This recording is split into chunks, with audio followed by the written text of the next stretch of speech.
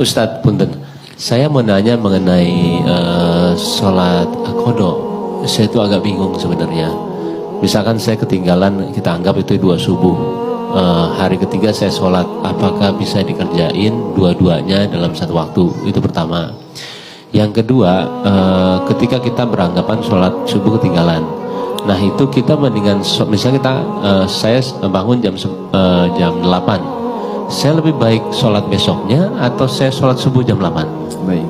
Ya, itu aja. Terima kasih. Kasus kedua itu terjadi bahkan di lingkungan Nabi.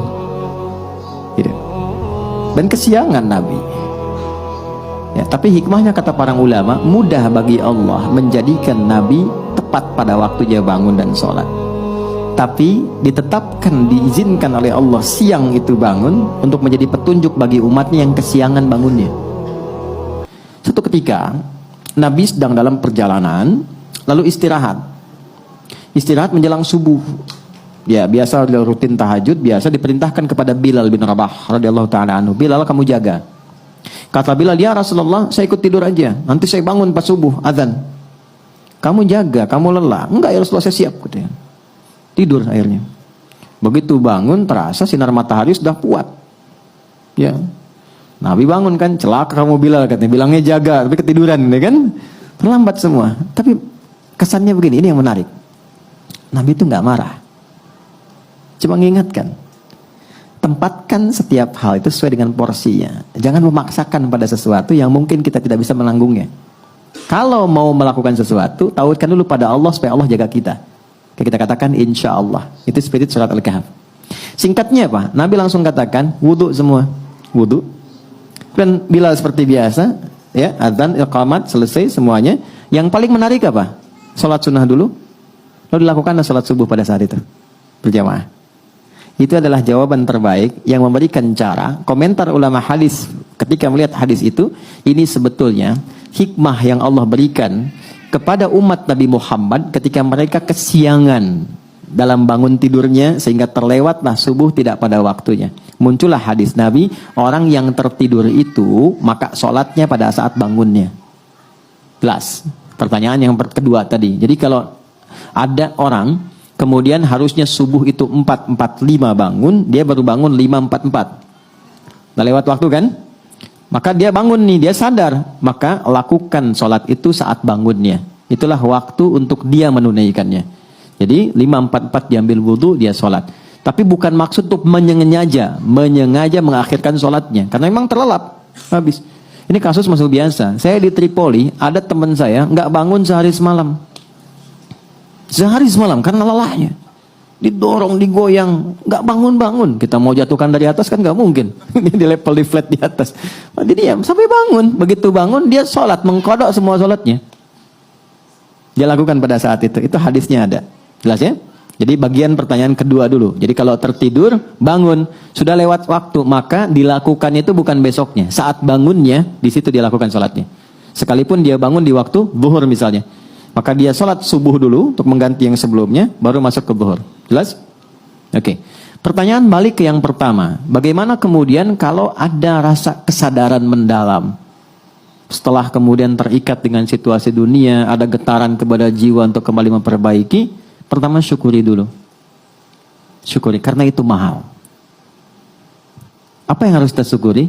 Pembuktian keadilan Allah yang selalu memberi kesempatan pada setiap hamba dengan hidayah sampai nyawanya tiba di ujung kerongkongannya. Jadi nggak ada satupun hamba yang hidup yang nggak dapat hidayah, itu nggak ada. Yang ada itu yang sudah diberi dia nggak ngambil. Anda tahu Firaun kan? Itu seburuk apa dilukiskan di Quran. Tapi tetap dengan kejamnya itu tetap diberikan 2 nabi supaya sampai hidayah kepadanya. Cuman Firaunnya nggak ngambil. Nah, siapa yang mengundang Anda untuk hadir di sini? Anda bisa punya pilihan, Anda punya pekerjaan yang lain, aktivitas, bisa mungkin lakukan ini dan itu. Tapi siapa yang bisa menggerakkan hati Anda? Mas Bae mungkin telepon, Mbak Paula mungkin ngabarkan. Tapi kalau hati Anda tidak pas untuk di situ, nggak mungkin Anda datang. Kalau bukan Allah tanamkan itu, nggak mungkin kita ada di sini. Itu gambarannya. Anda pengen pulang, lewat jalan, kok bisa lewatnya itu di depan masjid. Saat orang-orang ke masjid, mudah bagi Anda mengambil jalan lain. Yang paling ekstrim Anda buka YouTube, kok yang keluar ceramah? Padahal saya pengen nonton A dan B, kok bisa itu yang keluar? Itu yang dimaksud Quran surah ke-29 di ayat yang terakhir, ayat 69. Walladzina jahadu fina lanahdiyannahum subulana. Orang-orang yang ketika mendapat percikan hidayah dalam dirinya dan dia ambil itu, Allah akan bimbing dia ke jalan berikutnya yang lebih cepat. Dan bukan sekedar dibimbing, ini saya penting terangkan ini dulu. Itu cinta Allah diturunkan.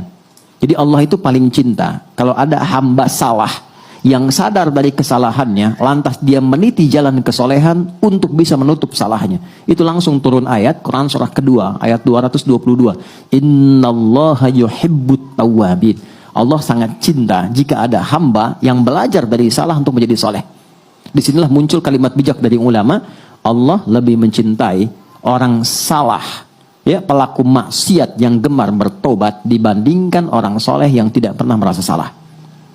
Nah, maka di titik itu penting kita menata. Apa nih salahnya? Tadi sholat. Oke, kita merasa sholat banyak tertinggal. Sekarang pengen kembali, pengen ditutup. Bagaimana caranya? Ulama ngasih solusi. Maka dikiaskan, dianalogikan dengan orang tidur tadi. Tapi udah panjang, walaupun bukan Ashabul Kahfi. Maka bagaimana caranya? Dekatkan pada waktu-waktunya. Ini rumusnya, nomor telepon menuju kepada Allah 24434. Subuh, duhur, asar, maghrib, isya. Oke? Saya nggak tahu udah terlewat berapa lama dulu. Sulit menghitungnya. Gampangnya gini, subuh, begitu sudah dikerjakan, niatkan qadha, berikutnya sholat lagi, niatkan untuk yang sebelumnya. Jelas? Dekatkan dengan waktunya. Itu pertanyaan yang pertama tadi. Sholat dulu sesuai dengan waktu 2 rakaat. Setelah itu, bangkit sholat lagi 2 rakaat untuk nutup yang sebelumnya. Dah. Zuhur 4 rakaat, sholat. Setelah itu, dekatkan untuk tutup yang sebelumnya. Jelas? Baik. Kapan ini dikerjakan? Sederhananya yang gampang. Kalau kita sedang dalam suasana jamaah, supaya tidak menarik perhatian dan salah persepsi, salah duga, dan timbul hal yang baru yang tidak seharusnya muncul, 2 caranya. 1, ketika adzan berkumandang kan ada space sholat sunnah kan? Kan? Kerjakan sholat sunnahnya, yang pertamanya kerjakan, kemudian di situ kita bisa niatkan untuk menutup yang sebelumnya. Baru ikut jamaah. Atau ikut jamaah di sini, ketika pulang dari rumah sholat lagi untuk tutup yang sebelumnya.